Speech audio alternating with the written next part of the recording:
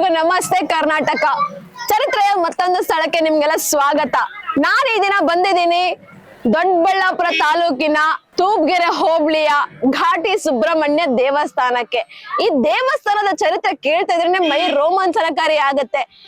ಏನಪ್ಪಾ ಇಲ್ಲಿನ ವಿಶೇಷತೆ, ಇಲ್ಲಿನ ಚರಿತ್ರೆ ಏನಪ್ಪಾ ಅಂತಂದ್ರೆ ಈ ದೇವರು ಮೂಲತಃ ಭೂಮಿಯಿಂದ ಉದ್ಭವ ಆಗಿರುವಂತದ್ದು. ನಾವು ಎಲ್ಲಾ ಕಡೆ ಸಹ ಮುಂದ್ಗಡೆ ಇರುವಂತಹ ದೇವರನ್ನ ಪ್ರತಿಮೆಯನ್ನ ನೋಡಿರ್ತೀವಿ ಅಷ್ಟೇ, ಅಂದ್ರೆ ಮುಖವನ್ನ ನೋಡಿರ್ತೀವಿ.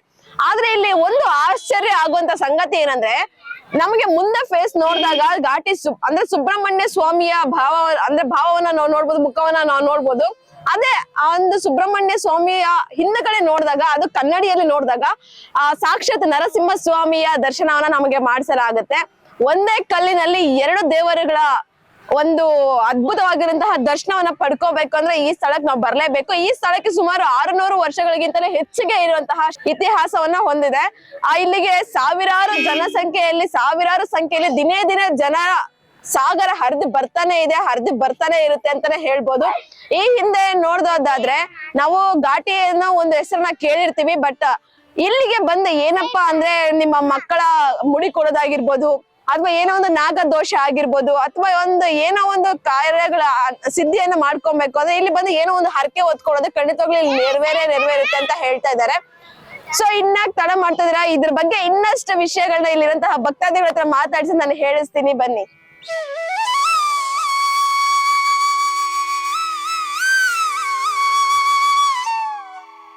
ಈಗ ನಾವು ಮುಂದೆ ಹೋಗ್ತಾ ಇರೋಂಥದ್ದು ಶ್ರೀ ಮುದ್ದು ನಾಗಮ್ಮ ದೇವಸ್ಥಾನದ ಬಳಿ, ಅಂದ್ರೆ ಇಲ್ಲಿ ಘಾಟಿ ಸುಬ್ರಹ್ಮಣ್ಯ ದೇವಸ್ಥಾನದ ಪಕ್ಕದಲ್ಲೇ ಇದೆ ಇದು ಸಹ.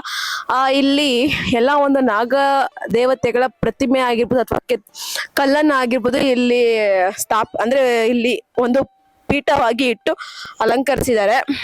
ನೀವಿಲ್ಲಿ ನೋಡ್ತಾ ಇರ್ಬೋದು, ಒಂದೊಂದು ನಾಗ ದೇವತೆ ಸಹ ಒಂದೊಂದು ರೀತಿಯಲ್ಲಿದೆ. ಸೊ ಇಲ್ಲಿ ಸುತ್ತು ಸಹ ನಾಗ ದೇವತೆಗಳೇ ಇದ್ದಾವೆ. ಸೊ ಇಲ್ಲಿ ಇಷ್ಟೇ ಅಲ್ಲ, ಇನ್ನಷ್ಟು ನಾಗ ದೇವತೆಗಳ ಕಲ್ಲುಗಳು ಇಲ್ಲಿ ಪ್ರತಿಷ್ಠಾಪನೆಯನ್ನ ಮಾಡಿದ್ದಾರೆ. ಇದ್ರ ಬಗ್ಗೆ ಏನಪ್ಪಾ ಅಂದ್ರೆ, ಇಲ್ಲಿ ಏನಾದ್ರು ನಮ್ಗೆ ನಾಗದೋಷ ಇದ್ರೆ ಅಥವಾ ಏನಾದ್ರು ಯಾರಾದ್ರೂ ಅಪ್ಪಿತಪ್ಪಿ ಹಾವಿನ ಮೇಲೆ ಗಾಡಿ ಹತ್ತಿಸ್ಕೊಂಡು ಹೋಗಿರೋದಾಗಿರ್ಬೋದು ಅಥವಾ ಹಾವನ್ನ ಹೊಡೆದಿರೋದಾಗಿರ್ಬೋದು, ಅದೇನೋ ಶಾಪ ಅಂತ ಕಾಡುತ್ತೆ ಅಂತ ಹೇಳ್ತಾರಲ್ವಾ. ಸೊ ಅದೆಲ್ಲ ಪರಿಹಾರ ಆಗ್ಬೇಕು ಅಂದ್ರೆ ಇಲ್ಲಿ ನಾಗ ದೇವತೆಯ ಒಂದು ಸ್ಥಳಕ್ಕೆ ಬಂದು ಪರಿಹಾರವನ್ನ ಮಾಡ್ಕೊಂಡು ಹೋಗ್ಬೋದು ಅಂತಾನೆ ಹೇಳ್ತಾ ಇದ್ದಾರೆ.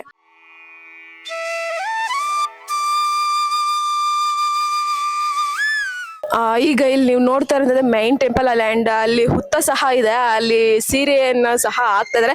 ಯಾಕಂದ್ರೆ ನಾವು ನಾಗ ದೇವತೆ ಅಂದ್ರೆ ಹೆಣ್ಣು ದೇವರು ಅಂತಾನೆ ಪೂಜೆ ಮಾಡ್ತೀವಿ. ಸೊ ಅದಕ್ಕೋಸ್ಕರ ಒಂದು ಹೆಣ್ಣು ದೇವತೆಗೆ ಅರ್ಪಿಸುವಂತಹ ಸೀರೆಯನ್ನ ಅರ್ಪಿಸಿ ಅರ್ಶಿನ ಎಲ್ಲ ಇಟ್ಟು ಎಲ್ಲ ಪೂಜೆಯನ್ನ ಮಾಡ್ತಾ ಇದ್ದಾರೆ. ಅಂಡ್ ಕೆಲವರು ಬಂದು ಹಾಲನ್ನ ಎರೆದು ಹಾವುಗೋಸ್ಕರ ಅಥವಾ ಕಲ್ಲಿನ ಮೇಲೆ ಹಾಲನ್ನ ಎರೆದು ತಮ್ಮ ಒಂದು ದೋಷ ಆಗಿರ್ಬೋದು ಅಥವಾ ತಮ್ಮ ಒಂದು ಏನಾದ್ರೂ ಒಂದು ಅಪ್ಪಿತಪ್ಪಿ ಏನಾದ್ರು ತಪ್ಪು ಕೆಲಸಗಳು ಮಾಡಿದ್ರೆ ಸಹ ಅದನ್ನ ಕಳ್ಕೊಳ್ಳೋದಕ್ಕೋಸ್ಕರ ಒಂದು ಕೆಲಸಗಳನ್ನ ಮಾಡ್ತಾ ಇದ್ದಾರೆ. ಅಂಡ್ ಇಲ್ಲಿ ನೀವು ಮೇಲೆ ಸಹ ನೋಡ್ತಾ ಇರ್ಬೋದು, ಅಲ್ಲಿ ಕಲ್ಲಲ್ಲಿ ನಾಗ ಸರ್ಪ ಬಂಧ ಆಗಿರುವಂತದ್ದು ನೀವು ನೋಡ್ಬೋದು. ಅಲ್ಲಿ ಆ ಕಡೆಗೆ ಒಂದು ಆಮೆಯ ಚಿತ್ರಣ ಸಹ ನಮ್ಗೆ ಕಾಣಿಸ್ತಾ ಇದೆ. ಅಂಡ್ ಇಲ್ಲಿ ಬಂದ್ರೆ ಎರಡು ಹಾವುಗಳು ಒಂದು ದಿಗ್ಬಂಧನ ಮಾಡ್ಕೊಂಡಿರೋ ರೀತಿಯಲ್ಲಿ, ಅಂದ್ರೆ ನಾವು ಜಾಯಿಂಟ್ ಆಗಿರೋ ರೀತಿಯಲ್ಲಿ ನಮಗ್ ಕಾಣಿಸುತ್ತೆ ಇದು.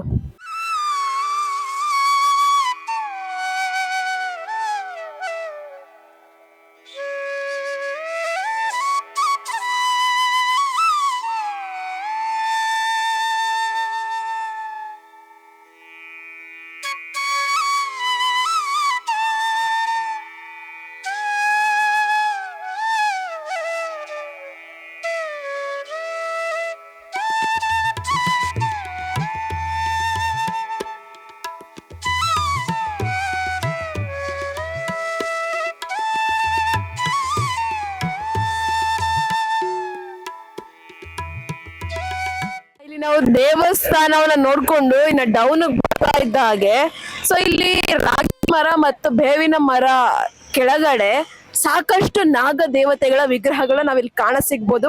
ಅಂದ್ರೆ ಯಾರಿಗೆಲ್ಲ ಒಂದು ಸ್ಪೆಸಿಫಿಕ್ ಆಗಿ ಅಲ್ಲಿ ಹೋಗಿ ದೇವರ ದರ್ಶನ ಮಾಡ್ಕೊಳ್ಳೋದಕ್ಕಾಗಲ್ಲ ಅಥವಾ ಅಲ್ಲಿ ಹೋಗಿ ನಾಗರ ಕಲ್ಲಿಗೆ ಪೂಜೆ ಮಾಡೋದಕ್ಕಾಗಲ್ಲ ಅನ್ಕೊಂಡಿರ್ತಾರೋ, ಸೊ ಅವ್ರ ಖಂಡಿತವಾಗ್ಲೂ ಇಲ್ಲಿ ಆರಾಮಾಗಿ ಅವರ ಕೈಯಾರೆ ಒಂದು ಕಂಡ ಅವ್ರ ಮನಸ್ಸು ಬಿಚ್ಚಿ ದೇವರ ಹತ್ರ ಮಾತಾಡ್ಬೋದು ಅಂತಾನೆ ಹೇಳ್ತಾರೆ. ಅವ್ರ ಮನಸ್ಸಲ್ಲಿ ಇರೋಂಥದ್ದನ್ನ ದೇವರ ಹತ್ರ ಆರಾಮಾಗಿ ಹೇಳ್ಕೊಬಹುದು ಈ ಒಂದು ಜಾಗದಲ್ಲಿ ಪ್ರಶಾಂತವಾಗಿ ಕುತ್ಕೊಂಡು. ಯಾಕಂದ್ರೆ ಒಳಗಡೆ ನಾವು ಗರ್ಭಗುಡಿ ಹತ್ರ ಹೋಗಿದ ತಕ್ಷಣ ಮಂಗಳಾರತಿ ತಗೊಂಡು ಅವ್ರ ಮುಂದೆ ಕಳಿಸ್ತಾನೆ ಇರ್ತಾರೆ, ಸಮಯ ಸಿಗೋದಿಲ್ಲ ಅಂತವ್ರು ಖಂಡಿತವಾಗ್ಲೂ ಇಲ್ಲಿ ಬಂದು ನಿಂತ್ಕೊಂಡು ತಮ್ಮ ಒಂದು ಇಚ್ಛೆಗಳನ್ನ ಇಲ್ಲಿ ಹೇಳ್ಕೊಬಹುದು. ನೋಡ್ತಾ ಇದ್ರೆ ಇಲ್ಲಿ ಸುಮಾರು ಸಾವಿರಾರು ಸಂಖ್ಯೆಯಲ್ಲಿ ನಾಗರ ಕಲ್ಲುಗಳು ಅಲ್ಲಿಂದ ಸ್ಟಾರ್ಟ್ ಆಗಿ ಸೊ ಅಲ್ಲಿ ಎಂಡ್ವರೆಗೂ ಸಹ ಕಲ್ಲು ಇಲ್ಲಿ ಇರುವಂತಹ ನಾಗರ ಕಲ್ಲನ್ನ ನಾವು ನೋಡ್ಬೋದು. ಆ್ಯಂಡ್ ಇಲ್ಲಿ ಇದು ಬಿಟ್ಟು ಇನ್ನೊಂದು ಜಾಗದಲ್ಲಿ ಸಹ ಇದೇ ರೀತಿ ನಾಗರ ಕಲ್ಲುಗಳ ಸಾವಿರಾರು ಸಂಖ್ಯೆಯಲ್ಲಿ ಕೆತ್ತನೆ ಆಗಿರುವಂತಹ ಪ್ರತಿಷ್ಠಾಪಿಸಿದ್ದಾರೆ. ನಾನು ಆಗ್ಲೇ ಹೇಳಿದೆ ಅಲ್ವಾ, ಆ ಜಾಗದಲ್ಲಿ ಬಿಟ್ಟು ಇನ್ನು ಸಾಕಷ್ಟು ನಾಗ ವಿಗ್ರಹಗಳನ್ನ ನಾವು ನೋಡ್ಬೋದು ಅಂತ. ಸೊ ಈ ಒಂದು ಜಾಗವನ್ನ ಸ್ಪೆಸಿಫಿಕ್ ಆಗಿ ಅದಕ್ಕೆ ಇಟ್ಟಿದ್ದಾರೆ ಅಂತ ಅನ್ನಿಸ್ತಾ ಇದೆ, ಒಂದು ನಾಗರ ದೇವತೆಗಳ ಕಲ್ಲಿನ ಒಂದು ಪ್ರತಿಷ್ಠಾಪನೆಗೋಸ್ಕರ. ಅಂದ್ರೆ ಇಲ್ಲಿನ ಬರುವಂತಹ ಭಕ್ತಾದಿಗಳು ಅವರ ಇಚ್ಛೆ ಏನಾದ್ರೆ ಒಂದು ಅನ್ಕೊಂಡು ತಮ್ಮ ಇಚ್ಛೆಯ ಪ್ರಕಾರ ಒಂದು ನಾಗ ದೇವತೆಯ ಕಲ್ಲನ್ನ ಇಲ್ಲಿ ಪ್ರತಿಷ್ಠಾಪಿಸಿ ಹೋಗ್ತಾ ಇದ್ದಾರೆ ಅಂತ ನಾವು ಗಮನಿಸಬಹುದು ಇಲ್ಲಿ. ಯಾಕಂದ್ರೆ ಇಲ್ಲಿ ಒಂದು ಪ್ರತಿಯೊಂದು ನಾಗ ಕಲ್ಲಿನ ಪ್ರತಿಷ್ಠಾಪನೆ ನಂತರ ಅಲ್ಲಿ ಕೆಳಗಡೆ ಅವರ ಹೆಸರುಗಳನ್ನ ಸಹ ಅವ್ರು ಹಾಕ್ಸಿ ಹೋಗ್ತಾ ಇದ್ದಾರೆ. ಅಂದ್ರೆ ಇಲ್ಲಿ ನಮ್ಗೊಂದು ಕ್ಲಾರಿಟಿ ಸಿಗುತ್ತೆ, ಇಲ್ಲಿ ಬರುವಂತಹ ಭಕ್ತಾದಿಗಳು ತಮ್ಮ ಇಚ್ಛೆಗಳನ್ನ ಈಡೇರಿಸ್ಕೊಂಡು ತದನಂತರ ಇಲ್ಲಿ ಬಂದು ತಮ್ಮ ಹರಕೆಗಳನ್ನ ಈಡೇರಿಸ್ತಿದ್ದಾರೆ ಅಂತ.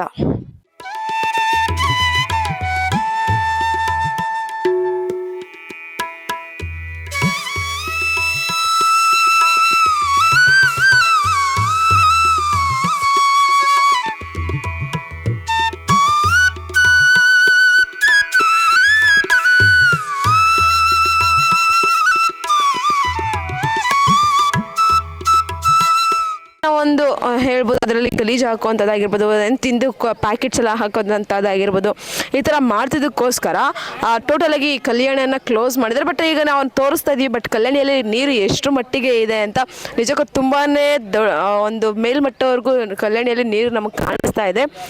ನಿಜಕ್ಕೂ ನಂಗೆ ಶಾಕ್ ಆಯಿತು ಇಷ್ಟು ತುಂಬಿರುವಂತಹ ಕಲ್ಯಾಣಿ ನಾನು ಇಲ್ಲಿ ನೋಡಿ. ಮತ್ತು ನಾನು ಇನ್ನೊಂದು ಹೇಳಿದೆ, ಈ ದೇವಸ್ಥಾನದಲ್ಲಿ ಇದ್ದಂತಹ ಒಂದೊಂದು ಕೆತ್ತನೆಯೂ ಸಹ ಇದು ಬಂದು ದ್ರಾವಿಡ ಶೈಲಿಯಲ್ಲಿ ಕೆತ್ತನೆಯನ್ನು ಮಾಡಿರೋವಂಥದ್ದು.